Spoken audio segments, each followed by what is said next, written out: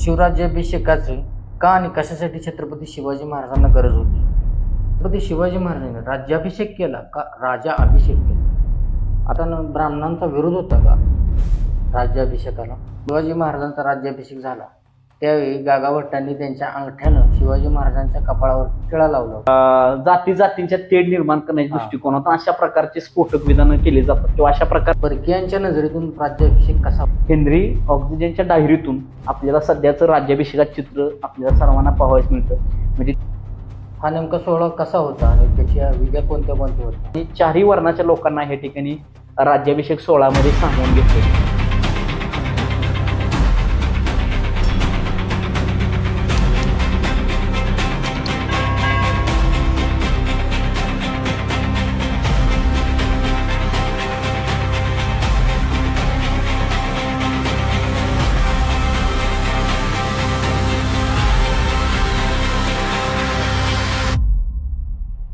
सह्याद्रीच्या कडे कपाऱ्यातून आज ही एक गर्जना घुमते.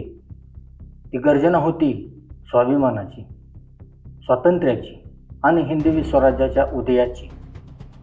शेकडो वर्ष परकीय राजवटीखाली दबलेल्या या भूमींनी एका युगपुरुषाला जन्म दिला, ज्याने आपल्या तलवारीच्या धारेवरती स्वराज्याचे स्वप्न साकार केले, रयतेला न्याय दिला व महाराष्ट्राच्या मातीला स्वाभिमानाने उभा राहण्याचे सामर्थ्य दिले.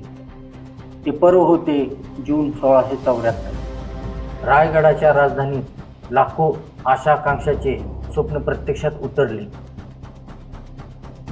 सुवर्ण सिंहासनावर आरूढ होते छत्रपती शिवाजी महाराजांनी हिंदवी स्वराज्याच्या इतिहासाचे एक नवीन पर्व सुरू केले. गडांच्या प्रत्येक दगडाने तो क्षण अनुभवला. तोफांच्या गर्जनाने आकाश दुमदुमले आणि संपूर्ण भारतभूमीने एका सार्वभौम छत्रपतीचे स्वागत केले. हा केवळ राज्याभिषेक नव्हता, ही होती अन्यायाची न्यायावरती विजय. हा होता स्वाभिमानाचा गुलामगिरीवर विजय आणि हा होता हिंदवी स्वराज्याच्या अधिकृत स्थापनेचा दिव्य सोहळा. आजच्या भागातून आपण जाणून घेणार आहोत शिवराज्याभिषेक दिनाचा थरारक इतिहास, त्या पाठीमागील संघर्ष आणि रायगडावरील श्रीमंत वैभवशाली सोहळ्याचे भारतीय इतिहासातील अजरामर स्थान. त्याला तर मग काळाच्या पडद्याआड जाऊन साक्षीदार होऊया त्या सुवर्ण क्षणांची. मी स्वप्नील दत्तात्रय मानुगडे. आपण पाहत आहात इतिहासाच्या पाऊलखुणा, शिवराज्याभिषेक दिन विशेष भाग. जय भवानी, जय शिवराय. तर मंडळी, शिवराज्याभिषेक दिन सोहळा निमित्त चर्चा करण्यासाठी विशेष भागामध्ये आपल्या स्टुडिओमध्ये आलेले आहेत युवा व्याख्यानकार प्राध्यापक विनोद निकम सर. निकम सर, आपले मनापासून स्वागत आहे. या अनुषंगानं सर, शिवराज्याभिषेकाचे का आणि कशासाठी छत्रपती शिवाजी महाराजांना गरज होती? महाराजांनी हिंदवी स्वराज्य 1645ला स्थापन केलं. महाराष्ट्रात हिंदवी स्वराज्य स्थापन झालं. हिंदवी स्वराज्य स्थापन झाल्यानंतर किंवा त्याच्या अगोदर शहाजीराजे राजे होते. मिर्झा राजा जे जसवंत सिंग ह्याला राजा म्हणायचे. जे अनेक राजे झाले, जावळीचे मोरे असतील, बाजी घोरपडे असेल, हे सगळे स्वतःला राजे लावायचे. छत्रपती शिवाजी महाराजांना असं का वाटलं की आपण राज्याभिषेक करून आपण एक स्वतःला अभिषिक्त राजे समजावे. त्याच्या पाठीमागचे अनेक कारण आहेत. म्हणजे महाराजांना राज्याभिषेकाची आवश्यकता का होती, जवळजवळ त्याच्या पाठीमागचे 10 ते 12 कारण आहेत. एक पहिलं त्यातलं कारण म्हणजे न्यायदानासंदर्भातले कारण असेल, प्रशासनातलं असेल, परत अनेक महाराष्ट्रात जे विजापूरच्या आदिशाकडचे सरदार असतील किंवा मोगलांच्याकडचे सरदार असतील, ते छत्रपती शिवाजी महाराजांना सरळ सरळ लुटारू, ठग आणि पुडगार असे समजायचे. आणि खुद्द औरंगजेब हा छत्रपती शिवाजी महाराजांना एक साधा जमीनदार समजायचा.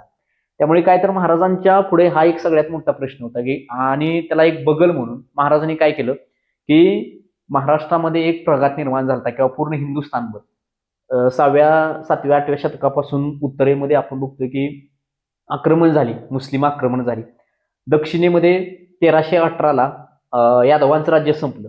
यादवांचं राज्य संपल्यानंतर जवळपास छत्रपती शिवाजी महाराजांनी राज्याभिषेक करेपर्यंत 350 वर्ष महाराष्ट्रामध्ये एकाही राजानं राज्याभिषेक केला नव्हता. फक्त त्याला अपवाद विजयनगर होतं. म्हणजे हिंदू हा राज्याभिषेक पूर्ण विसरून गेले होते. हिंदू लोकांना फक्त वाटायचं काय तर मोगल किंवा बादशाच हे काय तर स्वतः राजे होऊ शकतात, हिंदूंच्या मध्ये राजा निर्माण होऊ शकत नाही. महाराजांना ह्याला पण बगल द्यायची होती. महाराजांची प्रशासकीय अडचणी होत्या. शिवाय इतर जे मराठी सरदार होते ते छत्रपती शिवाजी महाराजांना आपल्यासारखेच एक जहागीरदाराचा मुलगा समजायचे. म्हणून महाराजांनी काय केलं तर जोपर्यंत आपण अधिकृतरित्या राज्याभिषेक करत नाही तोपर्यंत हे आपल्याला काय तर चोर, लुटारो किंवा जमीनदारच म्हणणार आहेत. म्हणून महाराजांनी काय केलं 1674ला काहीतर महाराजांनी राज्याभिषेक करायचा निर्णय घेतला किंवा महाराजांना खूप मोठी गरज पण होती ती राज्याभिषेकाची. म्हणजे जगाच्या इतिहासात बघायला गेलं तर छत्रपती शिवाजी महाराजांना लुटारो अशी समजले जायचे. म्हणजे त्या काळामध्ये महाराजांना औरंगजेब तर खुद्द जमीनदार बोलायचाच. हा हा आणि अनेक काही विजापूरचे आदिलशाहीचे पत्र आहेत. औरंगजेबाने दिलेल्या पत्रामध्ये तो जमीनदार असाच उल्लेख करतो. जमीनदार. ज्यावेळेस रायगड जिंकला होता, म्हणजे छत्रपती शिवाजी महाराजांचं निधन झालं, छत्रपती संभाजी महाराजांना कैद केलं, त्यावेळेस बघा की रायगडचा जमीनदार असा उल्लेख हा, हा. त्या अनेक पत्रामध्ये येतो. म्हणजे अशा प्रकारचे उल्लेख असल्यामुळे सजिकच महाराजांना पण वाटलंय की आपण पाचशांच्या बरोबर जाऊन आपण बसलं पाहिजे. आणि त्यामुळे काहीतरी महाराजांनी राज्याभिषेक करायचा निर्णय वगैरे हा घेतलेला. वा, छान सर. माझा दुसरा प्रश्न असा आहे, छत्रपती शिवाजी महाराजांनी राज्याभिषेक केला का राजा अभिषेक केला? आता हा खूप महत्वाचा एक प्रश्न आहे. अनेक जणांच्या मनामध्ये हा कन्फ्युज करणारा प्रश्न आहे की राजाभिषेक की राज्याभिषेक. खरं बघितलं तर हा जो शब्द आहे किंवा मराठी भाषा मुळात आली ती संस्कृतमधून मराठी भाषा आलेली आहे. आता ह्या दोन्ही पण शब्दाचा अर्थ एकच आहे. मराठीमध्ये त्याला राज्याभिषेक म्हटलं जातं आणि संस्कृतमध्ये राजाभिषेक म्हटलं जातं. आता समकालीन जे पुरावे आहेत त्या समकालातल्या पुराव्यातल्या त्यातला पहिला जो पुरावा आहे गागाभट्ट. आता गागाभट्टाने छत्रपती शिवाजी महाराजांचा राज्याभिषेक केलेला आहे. म्हणजे तो इंग्लिश तारखेनुसार 6 जून 1674ला केलेला आहे. गागाभट्ट हे राज्याभिषेकाचे मुख्य पुरोहित होते. आता गागाभट्टांनी एक ग्रंथ लिहिलेला आहे. त्या ग्रंथामध्ये म्हणजे राज्याभिषेक प्रयोग नावाचा ग्रंथ केला. त्या ग्रंथामध्ये गागाभट्टांनी ह्याला राज्याभिषेक असं समजलेलं आहे.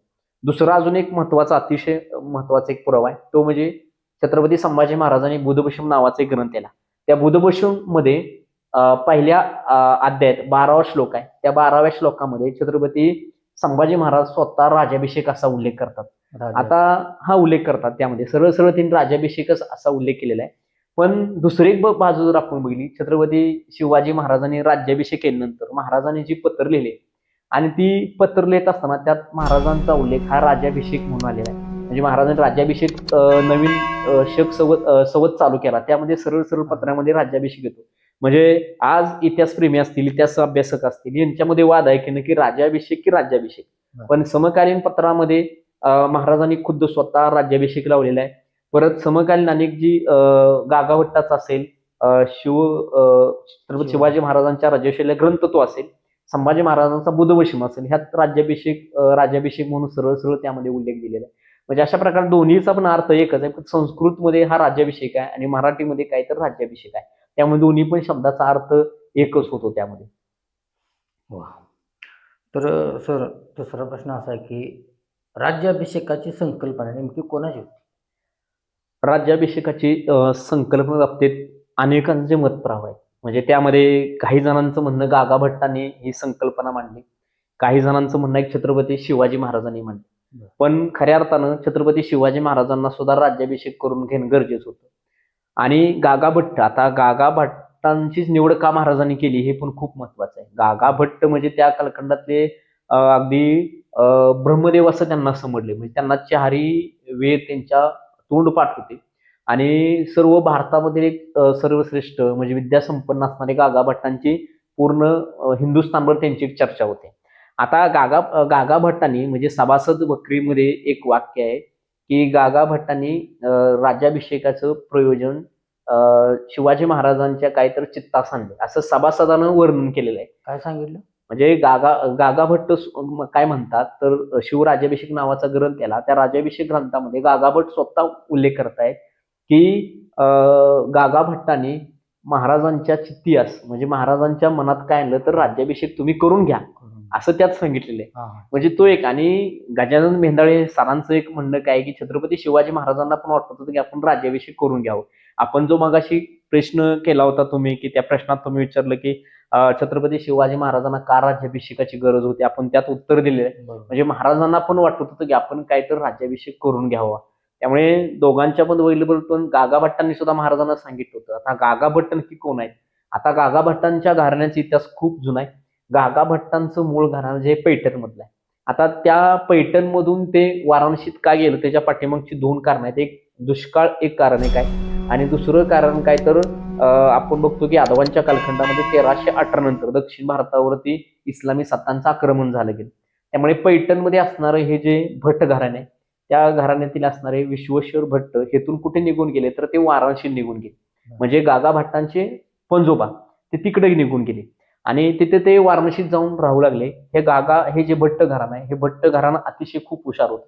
ह्या भट्ट घराणे गागा भट्ट असतील, दिनकर भट्ट असतील आणि नारायण भट्ट असतील, याने अनेक काहीतरी ग्रंथ रचना केल्या दिसून येत. आता ह्या गागा भट्टांचे जे वडील होते, गागा भट्टांचे वडील हे दिनकर भट्ट होते. ते त्यांना काय आवडीनं म्हणायचे, म्हणजे एखाद्याला टोपण नाव असते तशाप्रमाणे त्यांचं नाव खऱ्या अर्थानं गागा भट्टांचं विश्वेश्वर भट्ट आहे, पण त्यांना गागा असं ते बोलायचे. आणि गागा भट्टांचे जे चुलते होते त्यांचं नाव आहे नारायण भट्ट. तर ह्या नारायण भट्टांनी 1670 मध्ये काशी विश्वेश्वराच्या मंदिराचं बांधकाम केलेलं आहे. म्हणजे औरंगजेबानं ते मंदिर पाडलं होतं, त्या मंदिराची पायाभरणी कोणी केलेली पुन्हा आणखी तर त्या भट्ट घराण्याने केलेली आहे. म्हणून आजही वाराणसीतल्या मंदिराची पूजा करण्याचा मान आहे त्या भट्ट घराण्याकडे दिला जातो. आता गागा भट्ट हे अतिशय महत्वाचे व्यक्ती आहेत की अनेक एक समज आहे की छत्रपती शिवाजी महाराजांनी गागा भट्टांना राज्याभिषेकाच्या कार्यक्रमातच बघितलं, पण असं काय नाही. गागा भट्ट हे महाराष्ट्रातले आहेत आणि गागा भट्ट हे महाराष्ट्रामध्ये 1663 साली आले होते.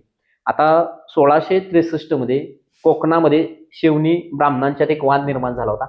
तो वाद छत्रपती शिवाजी महाराजांनी सोडवण्यासाठी गागा भट्टांना पाचारण केलं होतं. जे 15 ब्राह्मणांची मंडळ महाराजांनी स्थापन केली, त्यामध्ये पहिलं नाव कोणाचं होतं तर गागा भट्टांचं होतं. मग गागा भट्ट महाराष्ट्रात आले गेले. तो महाराष्ट्रात येऊन त्यांनी काहीतरी तो न्यायनिवाडा केला आणि न्यायनिवाडा केल्यानंतर बघा त्यांनी शिवप्रशस्ती नावाचा एक ग्रंथ लिहिला गेला. त्या शिवप्रशस्ती ग्रंथामध्ये शहाजीराजांना त्यांनी सूर्य समजलेला आहे आणि त्यात एक त्यांनी उल्लेख केलेला आहे की शिवाजी महाराजांच्या या कीर्तीमुळे उत्तरेतल्या बादशांना देखील काहीतरी एक प्रकारचा हादरा बसलेला आहे. म्हणजे महाराजांनी अनेक पराक्रम केले होते. 1663 गागा भट्ट हा वाद सोडवण्यासाठी दक्षिणेत आले आणि त्यांनी शिवप्रस्थित नावाचा ग्रंथ केला. पण त्याच्या अगोदर महाराजांनी खूप मोठे पराक्रम केलेत. फतेखानाचा पराभव केला, जावळीच्या मोऱ्यांचा पराभव केला. महाराजांनी अफजल खानाला ठार मारला प्रतापगडाच्या पायथ्याला. महाराजांनी शाहिस्ते खानाची 1663 पट फजिती केली. त्यामुळे ह्या सगळ्या गोष्टीची पूर्ण हिंदुस्थानभर वाहत चर्चा झाली होती आणि म्हणून गागा भट्टांनी काहीतरी शिवप्रशस्त नावाचा ग्रंथ केला आणि महाराजांची आणि गागा भट्टांची पहिली भेट राज्याभिषेकात झालेली नाही, तर राज्याभिषेकाच्या अगोदर 10 वर्ष म्हणजे 1663 छत्रपती शिवाजी महाराज आणि गागा भट्ट यांच्यामध्ये भेट झालेली आहे. म्हणजे आज आपल्या व्हॉट्सअप युनिव्हर्सिटी किंवा सोशल मीडियावरती असा प्रश्न उपस्थित केला जातो की थेट छत्रपती शिवाजी महाराजांनी गागा भट्टांना राज्याभिषेकातच पाहिलं, असं काही नाही. त्याच्या अगोदर 10 वर्ष त्यांच्यामध्ये काहीतरी संपर्क आला होता. वा, छान सर. मग खऱ्या अर्थानं ब्राह्मणांचा विरोध होता का राज्याभिषेकाला? मग आता हा खूप महत्वाचा एक प्रश्न आहे. हा प्रश्न छत्रपती शिवाजी महाराजांचा राज्याभिषेक विरोध होता का ब्राह्मणांचा, आता हा खूप आता इतिहासामध्ये कसं आहे म्हणजे अनेक विचारसरणी आहेत. डावी विचारसरणी आहे, उजवी विचारसरणी आहे, नॅशनल राष्ट्रीय विचारसरणी आहे, अशा वेगवेगळ्या विचारसरणी आहेत. पण आपण कोणती विचारसरणी न घेऊन आपण कागदपत्रांच्या आधारे इतिहासाचं खऱ्या अर्थानं आपण मूल्यांकन केलं पाहिजे. म्हणजे इतिहासामध्ये नो डॉक्युमेंट नो हिस्ट्री. इतिहासात जर कागद नसेल तर तुम्ही ते बोलणं म्हणजे त्यात तथ्यच नसते कुठे. आता हा ब्राह्मणाने छत्रपती शिवाजी महाराजांच्या राज्याभिषेक विरोध केला होता, हा खऱ्या अर्थानं वादांकित विषय. म्हणजे याला अटलांटिक दृष्टिकोनातून आपण ह्याला कागदपत्र दृष्टिकोनातून बघितलं पाहिजे. आता ज्यावेळी छत्रपती शिवाजी महाराजांनी राज्याभिषेक केला इंग्लिश रेकॉर्डप्रमाणे 6 जून 1674 रायगडावरती केला, त्यावेळेस बघा की तिथं हेनरी ऑक्झिडेंट नावाचा एक इंग्रज राजदूत एक उपस्थित होता आणि त्याच समकालीन म्हणजे राज्याभिषेक झाला जूनमध्ये आणि 4 महिन्यानंतर कोकणामधल्या एका ठिकाणी डचांचा एक अधिकारी होता, त्याचं नाव आहे अब्रहम लोपेफेर. आता ह्या अब्रहम लोपेफेरनं ह्यामध्ये एक वाक्य लिहून ठेवलंय त्याच्या पत्रामध्ये. त्यामध्ये तो काय म्हणतो की राज्याभिषेकाच्या वेळेस काहीतरी गडबड गोंधळ झाली होती आणि कदाचित राज्याभिषेकामध्ये ब्राह्मणांनी महाराजांना विरोध केला होता, अशा प्रकारे त्यानं वाक्य लिहून ठेवले. पण तो प्रत्यक्षात अब्रहम लोपेफेर हा रायगड आला नव्हता. राज्याभिषेकानंतर 4 महिन्यानंतर त्यानं ते लिहून ठेवलेलं आहे. बरं, त्यानं ते लोकांच्या ऐकू माहितीच्या आधार लिहून ठेवल्या. दुसरी गोष्ट त्यात तो सांगतो काय तर गागा भट्टांनी 7,000 होऊन घेतले अजून त्यामध्ये सांगतो जिजाबाईंनी 9 लक्ष होऊन रुपये साठवून ठेवले होते ते त्यांनी शिवाजी महाराजांना दिले, पण असं काही त्यामध्ये तथ्य नाही. म्हणजे अब्राहम लोपेवर ह्यानं बाजार गप्पाच्या आधारे काय तर राज्याभिषेकाची माहिती देण्याचा प्रयत्न केलेला आहे. त्यात कुठल्याही प्रकारचं तथ्य वगैरे काय नाही. कारण आपण बघतो की त्यामध्ये तशा प्रकारच्या घटना असत्या किंवा ब्राह्मणांनी जर का विरोध केला असता तर गागा भट्टांनी शिवराज्याभिषेक प्रयोगामध्ये त्यानं लिहून ठेवलं असतं गागा भट्टांनी की महाराष्ट्रातल्या ब्राह्मणांनी विरोध केला म्हणून मला शिवाजी महाराजांनी काहीतरी वाराणसीहून मला काहीतरी रायगडावर राज्याभिषेक करण्यासाठी बोलावून घेतलं. असं कुठल्याही प्रकारचं काही त्यात मला वाटत नाही की ब्राह्मणांनी विरोध छत्रपती शिवाजी महाराजांच्या राज्याभिषेकाला. फक्त एकच कागदपत्र आहे की अब्राहम लोपेवर याचा जो एक पत्र आहे त्यानं लिहिलेलं रेकॉर्ड, तर त्या पत्रामध्येच तेवढा उल्लेख सापडतो, पण ते त्यामध्ये तथ्य वाटत नाही. कारण तो प्रत्यक्षात तो रायगडवर उपस्थित नव्हता, तो रायगडवर आलेला नाही. त्याने ऐक्यू माहितीच्या आधारे ह्या 3 घटनांची नोंद केली की गागा भट्टांना 7,000 होऊन दिले, जिजाबाईंनी 9 लक्ष रुपये आपल्याकडे ठेवले होते आणि राज्याभिषेकाला महाराजांच्या ब्राह्मण दरबारात विरोध केला होता. एवढ्या ह्या 3 गोष्टी त्यांनी नोंद. त्याच्या आधारे आज आपल्यातले काय म्हणजे हिंदू समाजात भांडणं लागावीत ह्या दृष्टिकोनातून काय करायचं की ब्राह्मण समाजाला टॉर्चर करण्याचा प्रयत्न केला जातो. पण आपण इतिहासामध्ये खऱ्या अर्थानं आपण जोपर्यंत कागद इतिहासात गावत नाही, कागदाच्या आधारे तुम्ही इतिहासामध्ये बोलू शकत नाही असं मला वाटतं. त्यामुळे आपण एखाद्या कुठल्या समाजाला ट्रोल करणं चुकीची पूर्ण पद्धत आहे. कारण शेवटी महाराज राजे होते, महाराज कुणाला पण ठार मारू शकत होते. महाराजांनी मनात आणलं बाबा ह्या माणूस मला विरोध करतो, याला मी आता तिथं तोडणार, असे महाराज करू शकले असते. कारण महाराजांनी अफजल खानासारख्याला मारला, औरंगजेबाच्या हातावर महाराज तुरी देऊन आले, शहाजहानची बोट छाटली, त्या महाराजांना जर का ब्राह्मणांनी विरोध केला असता तर महाराज सहजिक शिक्षा करू शकत असली, काय ना महाराजांना अडचण काय नव्हती. त्यामुळे मला वाटत नाही की आता गागा भट्टांना का म्हणजे असा एक अजून एक दुसरा सवाल आहे की महाराष्ट्रातल्या ब्राह्मणांनी विरोध केला म्हणून गागा भट्टांना बोलून घ्यावं लागेल. आता गागा भट्ट यांनाच ब्रह्मदेव म्हटले, म्हणजे गागा भट्टांच्या तोंडपाठ 4 ऋग्वेद ग्रंथ होते. म्हणजे गागा भट्ट हे अतिशय हुशार व्यक्तिमत्व होतं. 1663 महाराजांनी त्यांची भेट झाली, ते महाराजांनी ओळखलं जर का आपल्याला भविष्यात राज्याभिषेक करायचा असेल तर आपण गागा भट्टांच्या आणि गागा भट्ट हे मुळातले व्यक्ती कुठले महाराष्ट्रातलेच आहेत हे बऱ्याच जणांना माहित नाही. म्हणजे गागा भट्ट उत्तरेतलेच म्हणतात, पण गागा भट्टांचं मूळ घराणं कुठलं आहे तर ते पैठणचं आहे, ते महाराष्ट्रातले. मग मला सांगा की गागा भट्ट महाराष्ट्रातले आहेत, मग हे काय म्हणतात की महाराष्ट्रातल्या लोकांनी महाराजांचा राज्याभिषेक करायला नकार दिला. आणि दुसरा एक त्यातला एक भाग येतो की हा सगळा विधी करण्याचं सगळं जे आहे ते ब्राह्मण लोक विसरून गेले, त्यांना माहितच नाही. कारण 350 वर्ष यादवांच्या नंतर महाराष्ट्रामध्ये कुठल्याही राजानं राज्याभिषेक केलेला नव्हता. त्यामुळे ह्यांना विधी कसा करायचा ही संकल्पना त्यांना माहित नव्हती. म्हणून ते म्हणले की आम्हाला विधी करायचा काही संकल्प आम्हाला माहित नाही वगैरे. त्यामुळे गागा भट्टांना हा सगळा माहित होता, म्हणून गागा भट्टांनी काहीतरी महाराजांचा काहीतरी विधी करण्याचा निर्णय घेतला किंवा त्यांना महाराजांनी आमंत्रित केलं होतं. वा, हे चांगल्या एका प्रश्नाला तुम्ही उत्तर दिलेलं आहे. त्या अनुषंगाने सर म्हणजे व्हॉट्सअप युनिव्हर्सिटी किंवा सोशल मीडियावरती अनेक प्रश्न असा फिरला जातो की शिवाजी महाराजांचा राज्याभिषेक झाला त्यावेळी गागा भट्टांनी त्यांच्या अंगठ्यानं शिवाजी महाराजांच्या कपाळावरती टिळा लावला होता. त्याबद्दल इतिहास काय बोलतो का? हा खूप महत्वाचा प्रश्न आहे बरं का. म्हणजे मी सोशल मीडिया किंवा व्हॉट्सअप युनिव्हर्सिटी अलीकडचे ते बाजार गप्पा मारणारे लोक असतात, मी सांगितलं तुम्हाला की शिवाजी महाराजांचा राज्याभिषेक करताना गागा भट्टांना आपला पाय वरती केला, पायाच्या अंगठ्यानं ती महाराजांना तिलक लावला. मला वाटतंय महाराज राजे राजे लोकांनी जर अशा व्यक्तीकडून गागा भट्टाकडून पायाचा तिलक लावणं हा महाराजांचा किती मोठा अपमान आहे. बरं, त्या राज्याभिषेकाच्या प्रसंगी इंग्रज असणारा हेनरी ऑक्सिडेंट 2 इंग्रज त्या ठिकाणी उपस्थित आहेत. त्यांनी तर किमान लिहून ठेवलं असतं ही घटना. बरोबर, आपण हेनरी ऑक्सिडेंटचा वर्णन आपण पुढे बघणार रायगडात त्यानं कसं वर्णन केले. पण मला वाटतं ह्या गोष्टीत कुठेही तथ्य नाही आणि ह्याला कुठल्याही कागदपत्राचा कुठलाही पुरावा मिळत नाही. महाराज एवढे पण लाचार नव्हते की एका व्यक्तीनं त्याच्या पायाच्या अंगठ्यानं भर दरबारात एवढी सगळी लोक आलेले, एवढ्या सगळ्या लोकांच्या देखत त्यानं तो कुकवामध्ये पाय बुडवायचा अंगठा आणि त्या पाय वर करून तो माझ्या कपाळावरती तिलक लावणार. महाराज मला वाटत एवढे लाचार महाराज असतील असं मला वाटत नाही. ज्या आग्र्याच्या दरबारात महाराजांनी औरंगजेबाच्या वाढदिवसाचा त्याग केलेला व्यक्ती एवढा लाचार मला वाटत नाही होऊ शकणार नसणार. त्यामुळे हा काहीतरी ह्याला कुठलाही डॉक्युमेंटरी पुरावा अजिबात मिळत नाही. फक्त बाजार गप्पा आहेत. एका समाजाला मगाशी म्हणलं टॉर्चर करायच्या दृष्टिकोनातून किंवा जातींच्या तेढ निर्माण करण्याच्या दृष्टिकोनातून अशा प्रकारचे स्फोटक विधानं केली जातात किंवा अशा प्रकारची बाजारात पुस्तक पण खूप आलेले आहेत की त्याला कुठल्याही प्रकारचा डॉक्युमेंटरी आधार नसतो, असला तर त्यातली 10-20% सत्यता असते.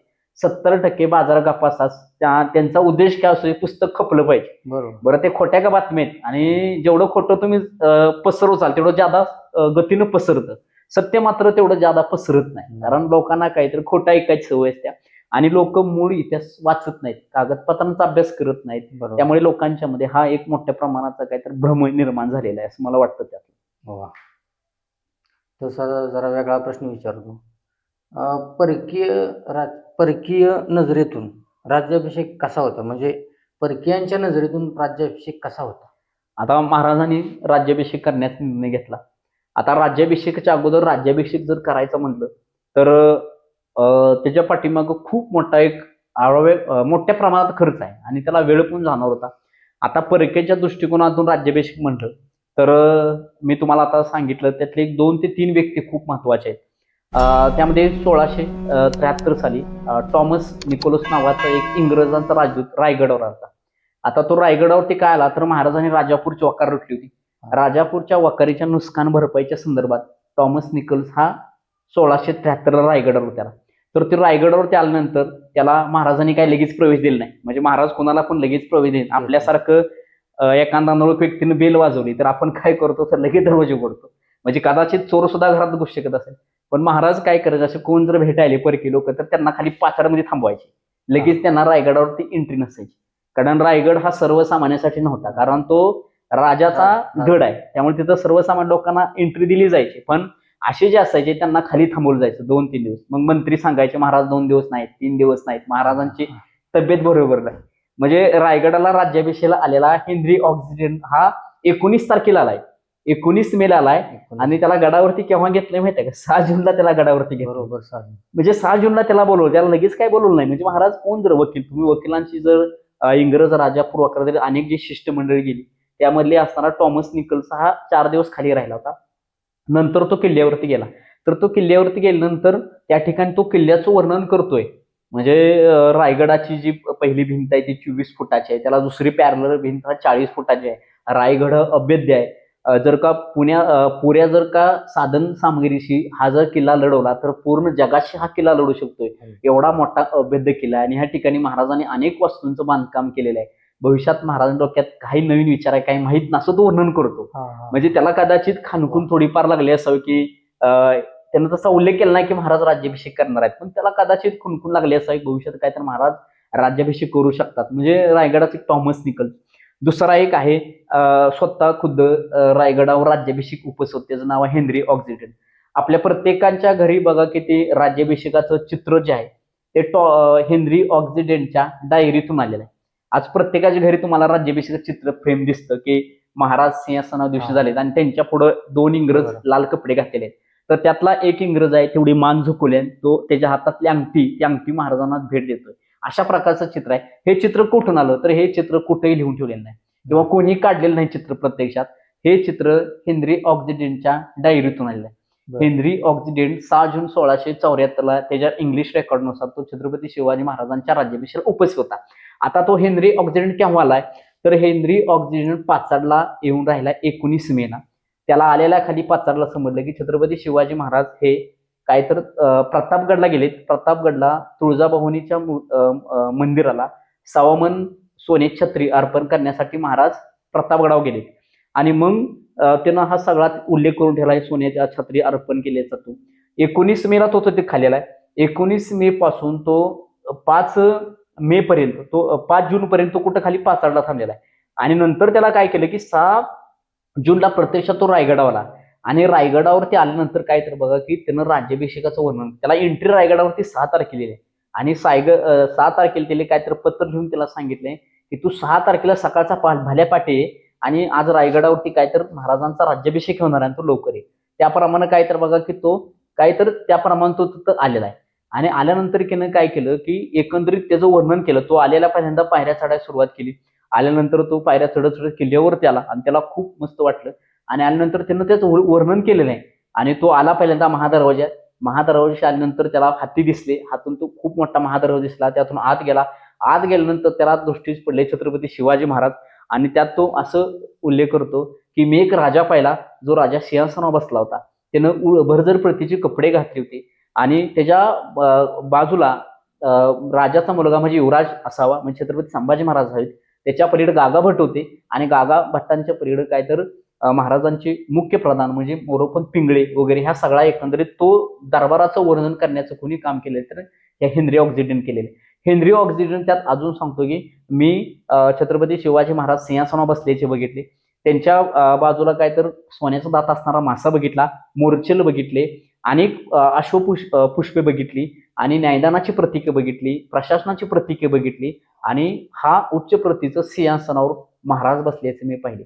आणि एकंदरीत ते पाहिलं तो त्यात अजून वर्णन करतो की मी माझ्याकडची असणारी सोन्याची एक अंगठी आणि त्याला हिरा उच्च प्रतीच होता, ती हिऱ्याची अंगठी वर मी काढली, हातात होती माझी आणि शिवाजी महाराजांची माझ्यावरती नजर गेली कारण मी सगळ्यापेक्षा वेगळा दिसत होतो. आता इंग्रज माणसं दिसायला थोडी गोरी होती, एकंदरीत त्यानं लाल कपडे घातले त्यामुळे दिसाय वेगळा दिसत होता. महाराजांची नजर माझ्यावर पडली आणि त्यांनी मला काय तर इशारा केला आणि मी ती सोन्याची अंगठी वर काढल्यामुळे महाराजांच्या डोळ्यावरती तिचे काय तर प्रतिबिंब पडले होते. म्हणजे असं एकंदरीत ते राज्याभिषेकात चित्र आहे. म्हणजे प्रत्यक्षात रायगडावरती 6 जून 1674 इंग्रज रेकॉर्ड उपस्थित असणारा हा काहीतर हेनरी ऑक्सिजनच्या डायरीतून आपल्याला सध्याचं राज्याभिषेकात चित्र आपल्याला सर्वांना पाहावयास मिळतं. म्हणजे त्यानं प्रत्यक्षात वर्णन कोणी केलंय, हेनरी ऑक्सिजननं केलेलं आहे राज्याभिषेकात. वा, अप्रतिम सर. हा जो श्रीमंत वैभवशाली सोहळा होता, हा नेमका सोहळा कसा होता आणि त्याच्या विध्या कोणत्या कोणत्या होत्या तर आम्हाला स्पष्ट सांगा. आता एकंदरीत महाराजांचा राज्याभिषेक चालू झाला, तो 10 दिवस राज्याभिषेकाचा विधी चाललेला आहे. विधी चालू झालेला आहे महाराजांचा 29 मे पासून. त्याच्या अगोदर हेनरी ऑक्सिजन सांगतो की मी पाचडला खाली आलो तेव्हा मला समजलं की छत्रपती शिवाजी महाराज कुठे गेलेत तर प्रतापगडला तुळजाभवानीला छत्री अर्पण करण्यासाठी गेले. तो लिहून ठेवतो, म्हणजे 19 मेला तो खाली आलेला आहे. आणि पण खरा जो विधी सुरू झाला तो 29 मेला. 29 मेला महाराजांनी काय तर मुंज विधी केला. आता मुंज विधी हा महाराष्ट्रात आहे, मध्ययुगात लोक विसरून गेलती म्हणजे करायचा, कारण मुंज विधी हा 22 वर्षापर्यंतच केला जातो. छत्रपती शिवाजी महाराजांचा राज्याभिषेकाच्या वेळेस वय महाराज 44 वर्षाचे आहेत, त्यामुळे आता ह्या वयात मुंज विधी करणं शक्य नव्हतं. तरी पण त्यामध्ये काय केलं की तुलादान विधी करण्यात आला. आता मुंज करायचे तर तुलादान, आता तुलादान कशा पद्धतीने केलं जातो, सोन्यात केले जाते, वस्तूंच्या मध्ये केले जाते. म्हणजे महाराजांनी तुलादान केल्या, जस्तात केल्या, सोन्यात केले, चांदी केल्या, मसाल्याचे पदार्थांच्यात केलेल्या आहे, जायफळात तुला केली महाराजांची आणि ती तुला महाराजांची केली 29 मेला केलेली आहे. 30 मेला महाराजांची विधी केला तो सपत्नीक महाराजांचा विवाह. म्हणजे राज्याभिषेक करायचा असेल तर सपत्नीक काहीतरी एकंदरीत विवाह करावा लागतो, तो विधी केला महाराजांनी 30 मेला. परत 31 मे 1 तारीख आणि 5 तारीख या 3 दिवशी महाराजांनी इंद्रिय अभिषेक केलेला आहे. आता इंद्रिय अभिषेक म्हणजे काय, आता इंद्र देवता, आता राजांचा देव म्हणून आपण इंद्राला ओळखतो. आता महाराज राजराजेश्वर होणार आहेत म्हणून राजांचा देव कुठला इंद्र आहे, म्हणून इंद्राला जर आपण खुश करायचं म्हणलं तर 3 दिवस महाराजांनी इंद्रिय अभिषेक केलेला आहे. आणि तो अभिषेक खूप, त्याचा विधी 3 दिवस चाललेला आहे. म्हणजे 31 तारखेला पण केलेला आहे महाराजांनी, 1 तारखेला पण केलेला आहे आणि 5 तारखेला पण हा काहीतरी विधी केलेला आहे. आता रायगडावरती विधी कसा चालू होता वगैरे, आता त्यामध्ये अजून एक प्रश्न होतो की छत्रपती शिवाजी महाराजांनी 4ही वर्णाच्या लोकांना या ठिकाणी राज्याभिषेक सोहळ्यामध्ये सामावून घेतलं होतं. आता जे 4 वर्ग आहेत, 4 वर्ण आहेत, 4 ब्राह्मण, क्षत्रिय, वैश्य आणि शूद्र. आता ब्राह्मण ह्या व्यक्तीनं हातामध्ये काय तर तुपाचा कलश घेतला होता, क्षत्रियानं दुधाचा कलश घेतला होता, वैश्यानं दह्याचा कलश घेतला होता आणि शूद्रानं काय तर हातामध्ये पाण्याचा कलश घेतला होता. आणि हा सगळा गागा भट्टांनी 7 तारखेला जो विधी केल्यानंतर महाराजांच्या अंगावरती त्या 4ही वर्णातील लोकांनी काय केलं, आपापल्या त्या पात्रातलं मग त्यात दूध असेल, दही असेल, तूप असेल आणि पाणी असेल ते महाराजांच्या अंगावरती ओतलं होतं. अजून एक उल्लेख की महाराजांना जी पंचारती केली महिलांनी त्यामध्ये 4ही वर्णाच्या पण स्त्रिया होत्या, म्हणजे ब्राह्मण, क्षत्रिय, वैश्य, शूद्र, आणि ह्या महिलांनी देखील काहीतरी महाराजांना ओवाळलं होतं. म्हणजे आपण म्हणतो की छत्रपती शिवाजी महाराजांनी हा राज्याभिषेक 4ही पण वर्णाच्या लोकांना सामावून केलेला आहे, कारण हे खुद्द गागा भट्टांनी सांगितलेलं आहे. कारण राजा केव्हा सिद्ध होतो तर त्या राजांना खऱ्या अर्थानं 4ही वर्णाच्या लोकांची मान्यता पाहिजे, आणि खुद्द हे स्वतः छत्रपती शिवाजी महाराजांना गागा भट्टांनीच करायला सांगितलेले. म्हणजे शिवराज्याभिषेक प्रयोग नावाचा जो ग्रंथ आहे त्या ग्रंथाची पोते सध्याला बिकानेरमध्ये, आणि ती बिकानेर मधून मराठीत अनुवाद करण्याचं काम JSC साठे मॅडम यांनी केलेले. जयश्री साठे मॅडम यांनी संस्कृतमध्ये PhD केली आणि त्यांनी राज्याभिषेकाचं वर्णन महाराजांचं केलेलं आहे. त्या मिळवण्यासाठी त्या राजस्थानला बिकानेर गेल्या. त्या ठिकाणी त्यांना ती कॉपी स्कॅन करू देता आली नाही, म्हणून त्यांनी ती पूर्ण शब्द न शब्द लिहून आणला. आणि त्यांनी संस्कृतमध्ये PhD केल्यामुळे त्यामध्ये असा त्यांनी उल्लेख केला आहे की त्या ठिकाणी राज्याभिषेकामध्ये छत्रपती शिवाजी महाराजांनी शूद्रांना देखील स्थान दिलं होतं, कारण राजा त्याशिवाय होऊ शकत नाही. म्हणजे हा पण एक खूप महत्वाचा विषय आहे की म्हणजे छत्रपती शिवाजी महाराजांनी चारही पण वर्णानं ह्या ठिकाणी सामावून घेतलेला आहे. म्हणजे 11,000 ब्राह्मणांना जेवण घातलं वगैरे, हा सगळा खूप मोठा एक ग्रँड सोहळा आपल्याला त्याला म्हणता येईल रायगडावर चालवला. आणि ह्या सोहळ्याचं वर्णन आपण म्हणजे प्रत्यक्षात त्या हेनरीच्या डायरीतून चित्रातून आपल्याला दिसतंच, कारण हेनरीनं लिहून ठेवले आणि त्याच्या आधारे आपण काहीतरी ते चित्र आपण बघतो फ्रेममध्ये आहे. तशा प्रकारे आपण त्यातून सोहळ्याचं वर्णन. मग तो विधी महाराजांनी 5 आणि 6 तारखेला म्हणजे एकंदरीत महाराजांचा विधी 29 पासून ते 8 तारखेपर्यंत महाराजांचा झाला. पण मुख्य जो विधी होता तो 5 आणि 6 तारखेला झालेला. महाराजांनी काय केलं, इंग्लिश पेपरनुसार 1674 आणि मराठी ह्याच्यानुसार आपण पाहिलं की ज्येष्ठ त्रयोदशी म्हणजे जे शालिवाहन शके 1596 रोजी छत्रपती शिवाजी महाराजांनी काय तर फक्त राज्याभिषेक करून घेतला आणि ते खऱ्या अर्थानं राजे महाराज सिद्ध झाले. वा.